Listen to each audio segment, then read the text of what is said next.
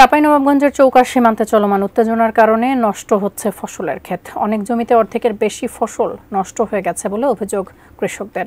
ক্ষতিগ্রস্ত কৃষকদের তালিকা করে প্রয়োজনীয় ব্যবস্থা নেওয়ার আশ্বাস দিয়েছে কৃষি অফিস।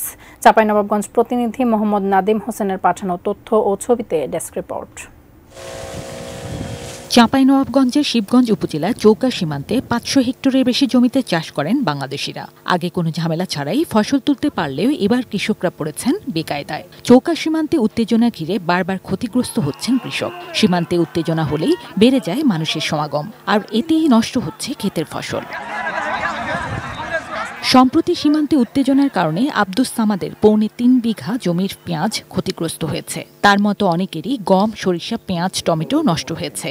এই ক্ষতি কিভাবে পূরণ হবে সে দুশ্চিন্তায় কৃষকরা। আমার ভুট্টা খুঁজা খাইজা শেষ করে দিয়েছে, আর তো এই আপনার শস্য সব শেষ করে দিয়েছে। ফুরান নিয়ে আমরা করি, পরের জমি আমরা আবাদ করি, তো এই ক্ষতিগ্রস্তগুলো হয়ে গেছে। আমরা তো কঠিন অবস্থা, আমাদের দলে পিঠ থেকে গেছে কৃষকেরা।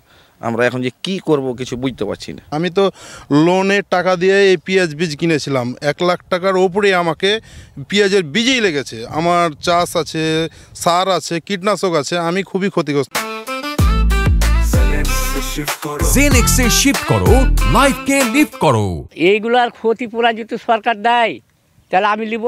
ক্ষতিগ্রস্ত কৃষকদের তালিকা করে প্রয়োজনীয় ব্যবস্থা নেওয়ার আশ্বাস উপজেলা কৃষি অফিসের। তালিকার কাজ চলমান আছে, এটি ঊর্ধ্বতন কর্মকর্তাদের আমরা জানাবো, সেই অনুযায়ী আমরা ব্যবস্থা গ্রহণ করব।